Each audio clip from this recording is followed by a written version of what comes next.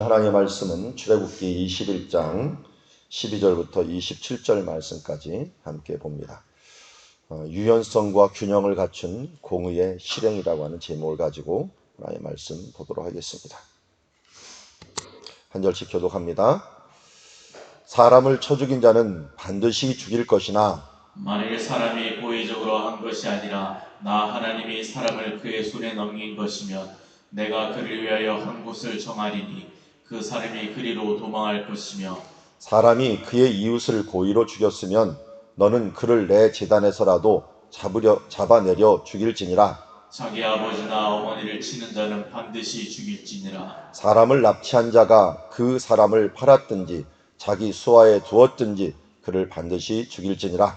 자기의 아버지나 어머니를 저주하는 자는 반드시 죽일지니라. 사람이 서로 싸우다가 하나가 돌이나 주먹으로 그의 상대방을 쳤으나 그가 죽지 않고 자리에 누웠다가 지팡이를 짚고 일어나 걸으면 그를 친 자가 형벌을 면하되 그가 내 손해를 배상하고 그가 완치되게 할 것이니라. 사람이 매로 그 남종이나 여종을 쳐서 당장에 죽으면 반드시 형벌을 받으려니와 그가 하루나 이틀을 연명하면 형벌을 면하리니 그는 상전의 재산임이라. 사람이 서로 싸우다가 임신한 여인을 쳐서 낙태하게 하였으나 다른 해가 없으면 그 남편의 청구대로 반드시 벌금을 내되 재판장의 판결을 따라 낼 것이니라. 그러나 다른 해가 있으면 갑대 생명은 생명으로 눈은 눈으로, 이는 이로, 손은 손으로, 발은 발로 된 것은 된 것으로 상하게 한 것은 상함으로 때린 것은 때림으로 갚을지니라. 사람이 그 남종의 한 눈이나 여종의 한 눈을 쳐서 상하게 하면 그 눈에 대한 보상으로 그를 놓아줄 것이며 그 남중의 이나 여중의 이를 쳐서 받들이면 그 이에 대한 보상으로 보상으로 그를 그를 놓아줄지니라. 놓아줄지니라. 아멘. 출애굽기 20장은 십계명 말씀을 해주셨습니다. 그리고 21장에 들어와서 21장 1절에 보면 내가 백성 앞에 세울 법규는 이러하니라 하면서 법규, 미시팟이라고 하는 단어를 썼는데요. 바로 재판법이라고 하는 뜻인데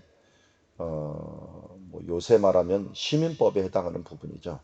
어떤 부분들은 우리에게 맞을 수도 있고 어떤 부분은 그 시대에 맞을 수가 있습니다. 그러니까 지금 한 3,000년 전 법이거든요. 3,000년 전 법을 지금 그대로 적용시키면 안 되겠죠. 그런데 우리는 이제 법 정신이라고 하는 것을 항상 알게 돼요.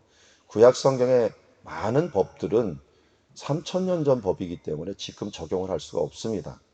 반드시 죽일지니라. 여기 그런 말이 있잖아요. 보면 15절부터 14절부터 나오는군요.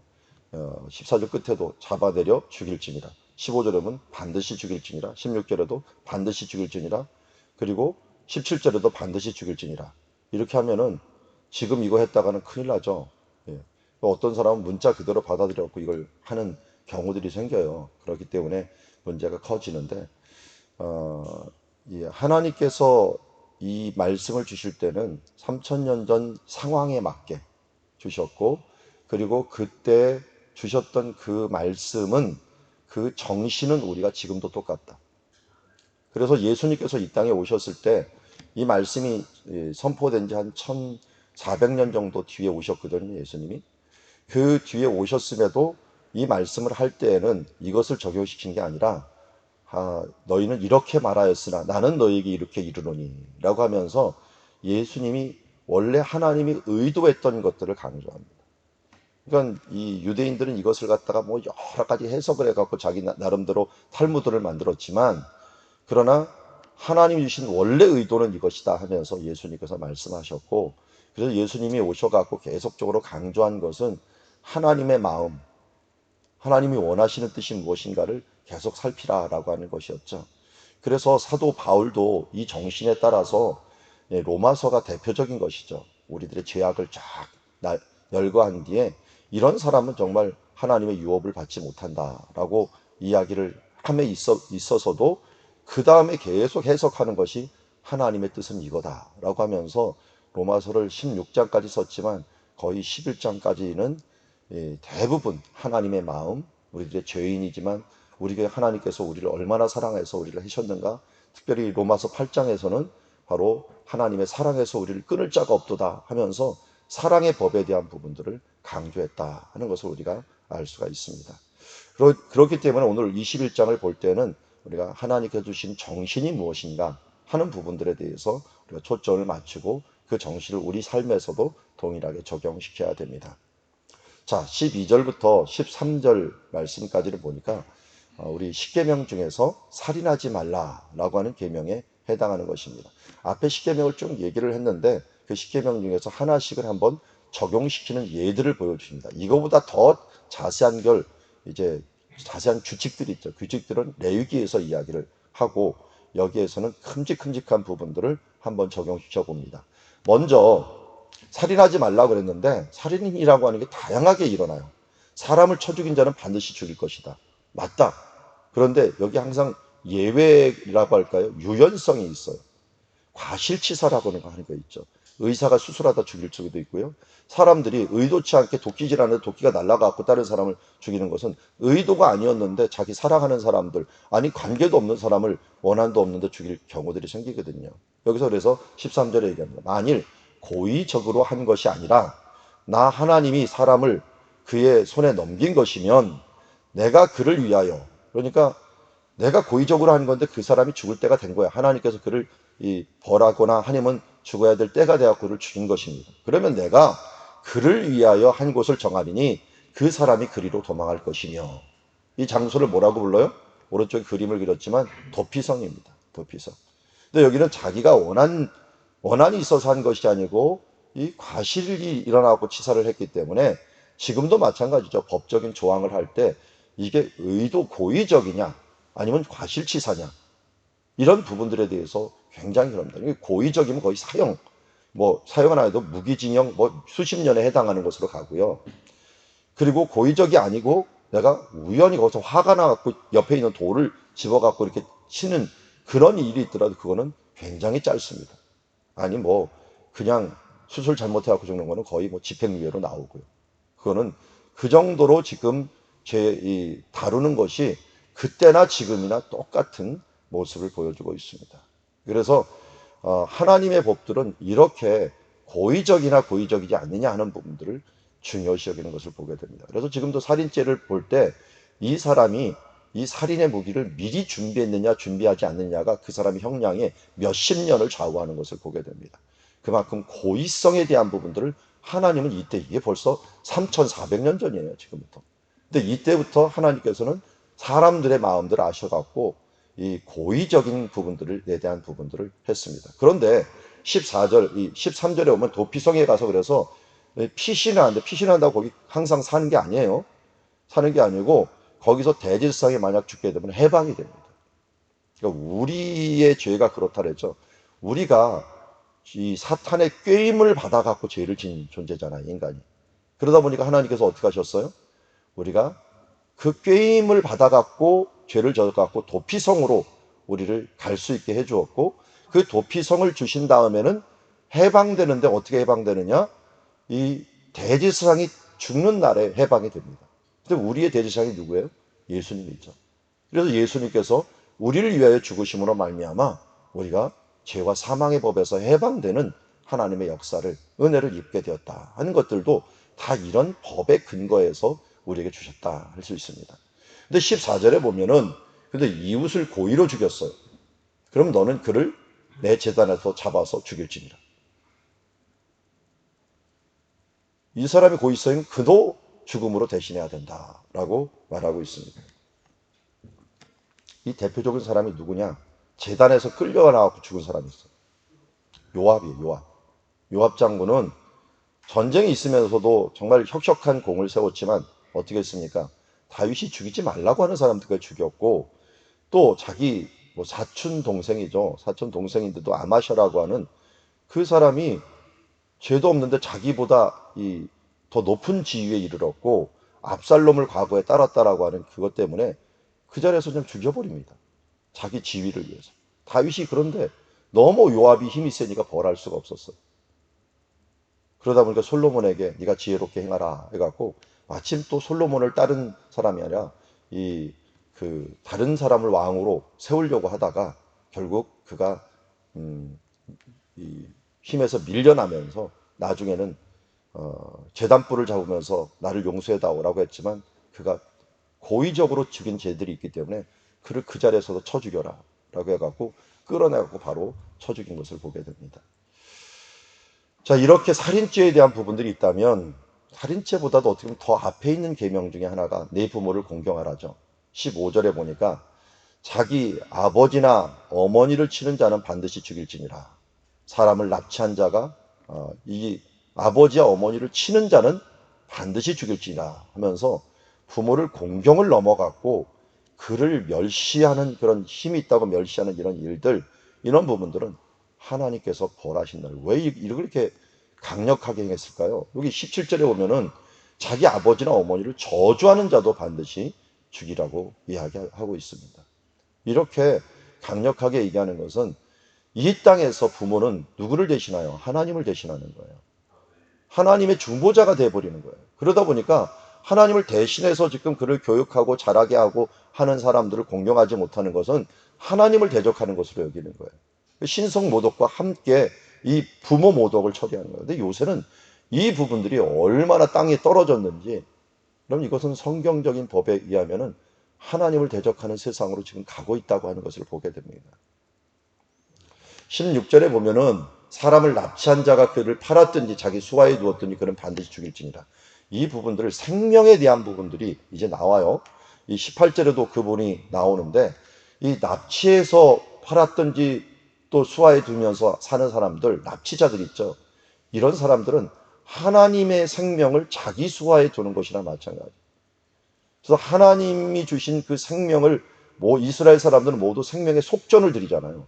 이 속전을 드린다는 이런 인구조사할 때마다 매년마다 6월절에 인구조사할 때 하나님 앞에 생명의 속전을 드리는데, 그것은 무엇을 의미하냐면 이 생명은 하나님의 것이다라는 거예요. 근데 그 하나님의 것을 갖다가 내 것으로 만들어 버리는 것들은 헤렘이라고 하는 것을 범하는 사람이에요. 헤렘은 하나님께 바쳐진 것이거든요. 바쳐진 것을 범하는 건 아간같이 돌로 때려 죽이라는 것입니다. 왜? 하나님의 것을 취한 자가 되어버렸다는 거예요. 정당하게 하나님의 법대로 그 사람들이 종이 될 수가 있어요. 그렇지만 그것도 7년이에요. 그건 임시직이에요, 임시직. 그런데 이 사람을 이 몰래 잡아다가 납치해가 그를 구하는 자는 하나님의 생명을 취한 헤렘을 범한 자, 하나님께 드려진 것을 범한 자로서 취급한다는 것을 의미하고 있습니다.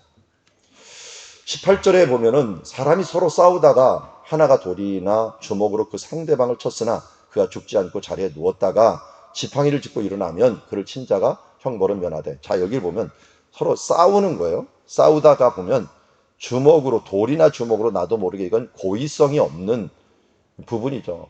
그러면서 싸우다가 상대방이 일어나니까 그렇게 되더라도 어떻게 돼요? 그 친자가 형벌은, 지팡이를 짚고 하면 더 많이 다친 사람이 있죠. 다친 사람에게 치료를 해주라는 거예요. 그간 손해를 배상하고 그가 완치될 때까지 할 것이다. 이건 지금하고 똑같은 것 같아요. 그렇죠? 지금도 물론 비비를 가리긴 하지만 그래도 누군가 더 많이 다치게 한 사람들, 자동차가 부딪혀도 마찬가지죠. 그런 것들, 물론 잘못한 사람들이 많이 있지만 동일하게 부딪히면은 더 상대방을 서로 배려해주는 이런 부분들입니다. 그래서 완치까지 해주는, 그것까지 끝까지 책임을 져라 라고 하는 겁니다. 20절에 보니까 사람이 매로 그 남종이나 여종을 쳐서 당장에 죽으면 반드시 형벌을 받으려니와. 이건 대단한 것 같아요. 그 당시에 종은 자기 재산으로 여겼어. 뒤에도 보면은 21절에 그는 상전의 재산이다 라고 하는 말을 해요. 그러다 보니까 이 재산이라도 생명에 대한 부분들을 너희가 행하면 형벌을 받는다라고 얘기합니다. 마음대로 하지 못하게 만들었어요. 그런데 하루나 이틀을 연명하면 형벌을 면하리니 그는 상전의 재산이니라. 이 연명하다라고 하는 것은 죽지 않는다는 걸 전제를 해야 될 것 같아요. 어쨌든 이 죽더라도 이 사람이 죽지 않았다면 그래도 그 당시에는 이 정도면 대단한 것 같아요. 왜냐면 이 뒤에 원래 앞에 보면 뭐였어요? 완치될 때까지 할 것이라죠. 종은 어떻게 얘기했어요? 당연히 완치될 때까지 주인이 돌봐줘야 될 것 아니에요. 그런 부분들까지는 우리가 그래도 그 시대에도 해줬지만 지금은 이런 종이라고 하는 제도가 없으니까 함부로 할 수 없고, 또 심지어 어떤 종업원이라도 이렇게 할 수 없다는 것을 우리는 이 시대는 더 많은 부분들을 우리가 나아졌지만 그나마 이 시대 때는 이게 최선이었던 것 같습니다. 22절에 보니까 사람이 서로 싸우다가 임신한 여인을 쳐서 낙태하였어요. 그럼 생명이 해를 입은 거잖아요. 그러니까 지금도 우리가 낙태라고 하는 부분들을 지금 뭐라고 합니까? 사람들이 물론 이 생명이라고 하는 걸 인정하지만 지금 뭐예요? 자기 생명이 중요하기 때문에 이 안에 있는 생명보다 내 생명이 중요하니 낙태를 해도 된다는 이런 법으로 지금 우리나라까지 이게 헌법이 개정이, 헌법 정신이 있는데도 불구하고 이걸 개정을 시켰어요. 근데 이 성경 정신은 그게 아니죠. 다른 낙태하였으나 다른 해가 없으면 그 남편의 청구대로 반드시 벌금을 내되 재판장과 판결을 따라 낼 것이며, 이것은 재판장에 의해서 행해야 될 거. 이거 보면은 임신이 어느 정도냐에 따라 틀리고 이 생명에 대한 고귀함에 대한 틀리고 이런 부분에서 분명히 벌금형 이상을 내라라고 말을 하고 있습니다. 그래서 이 판결을 할 때 이 태 속에 있는 생명도 사람으로 취급을 하고 있다 하는 부분들을 우리가 볼 수가 있습니다. 물론 뭐 이거는 마리아하고 사가랴 엘리사벳이 만나는 장면에서 태 속에서 예수님과 세례 요한이 이미 거기서 서로 알아보는 그런 장면들을 보면서 태의 생명이 이 생명이다. 또 그때부터 이미 예수님이고 이미 세례 요한이 하나님의 영에 감독이 되었다라고 하는 부분들을 보면은 이건 태 속의 아이도 성령 충만할 수가 있는데 어찌 그 아이를 갖다가 사람이 아니라고 할 수가 있겠습니까? 그런 부분들은 우리가 분명히 성경의 말씀으로 우리가 알 수가 있습니다. 그래서 25절을 보면은 우리가 잘 아는 말씀이 있어요. 이 눈은 24절부터 눈은 눈으로, 이는 이로, 손은 손으로, 발은 발로. 된 것은 된 것으로, 상하게 한 것은 상함으로, 때린 것은 때림으로 갚을지니라. 제 얼굴 좀 없애버리시고 저 오른쪽에 한번 보세요. 이게 제가 시카고 대학에 가서 찍은 사진인데요. 물론 이것도 모형으로 만들어 놓은 건데 이게 그 유명한 함무라비 법전이라는 것입니다. 함무라비 법전. 함무라비 법전은 뭐 옛날에 세계사나 이런 걸 배우면은 한 번씩은 언급이 된 건데요. 이 법이 모세가 만든 그 법, 근간에 아마 되었을 거예요. 제가 시간은 잘 생각이 안 나는데 그때 적어놓은 법 중에 이게 눈은 눈으로, 이는 이로라고 하는 법에 해당하는 것이 이게 함무라비 법전입니다. 야, 그 당시에도 이렇게 법을 이렇게 까만 돌에다가 다 적어놨어. 이 지금 돌 하나 세운 게 아니라요. 거기다 법을 다 적어놓은 거예요. 그 법전에 적어놓은 건데 이거를 뭐 한자로 이야기하면 동해 동형법이다. 그 해를 끼친 것에 동등하게 형벌을 동등하게 내려야 된다. 그래서 동해 동형법이다라고 얘기를 하고 있는데요. 그게 바로 눈은 눈으로, 이는 이로, 손은 손으로, 발은 발로. 이게 너무 심한 거 아닙니까? 라고 하는데요. 한번 생각을 해보세요. 애들을 보면 알아요. 애들이 어떤 애가 와서 뭐 장난을 하나 딱 때렸어요. 그럼 걔가 가서 한 대 때립니까? 그걸 보복한다고 해서 꼭 두 대 때려요. 너 나 한 대 때려서 내가 더 세게 때리거나 아니면 두 대 때려버린다 하는 것입니다. 이게 인간이에요, 인간. 그러다 보니까 누군가의 해를 입으면은 그거에 대해서 두세 배로 갚고자 하는 게 이 복수심이에요. 그런데 이 법을 만들어서 더 이상 이 복수가 확대되지 않도록 눈은 눈으로, 이는 이로, 손은 손으로, 발은 발로, 된 것은 된 것으로 하는 데까지만 벌해라 하면서 그래도 이게 공정한 법, 공의로운 법에 해당하는 것이었어요. 그래서 사람들이 그 복수심 때문에 서로 막 죽이고 원수되는 일이 없도록 했고 그에 대한 형벌을 할 때도 그렇게 행하라라고 했습니다. 그래서 사람이 심지어 26절에 보니까 사람이 그 남종의 한 눈이나 여종의 한 눈을 쳐서 상하게 하면 그 눈에 대한 보상으로 그를 놓아줘야 돼요. 이거는 좀 그렇게 할 수 있다는데 27절은 의외예요. 의외인가? 남종이나 여종의 이를 빠뜨리면 어떻게 이를 빼지겠어? 그러면 어떻게 그 보상으로 그를 놓아줄지니라. 이거는 참 대단한 법인 것 같아요. 이빨이 그만큼 중요한가 봐요. 눈만큼 중요했던 그 시대였던 것 같아요. 그런데 이 조그만 애가 이빨 빠질 때가 안 돼갖고 이빨 빼트려 놓으면 어떻게 될까요? 옛날에 저도 이게 이빨 하면은 생각나는 게 있어요. 아이스하키 한다고 이 얼음판에서 애들하고 그때 중고등학교, 중학교 1학년 때인가 2학년 때인가 했어요. 논다고 아이스하키 하고 이걸 탁 쳤는데 뒤에 나무를 휘둘러 뒤에 애가 있었던 거예요. 근데 이빨을 딱 쳐버렸어요. 이 갑자기 어금니가 나가버렸네. 야, 이거 어떡하나. 그 당시에는 뭐 80년대가 아니었군요. 70년대였으니까 이거 갑자기 갖고 겁이 덜컥 나더라고. 이걸 어떡하나 했는데 마침 걔가 이빨 빠질 거였대요.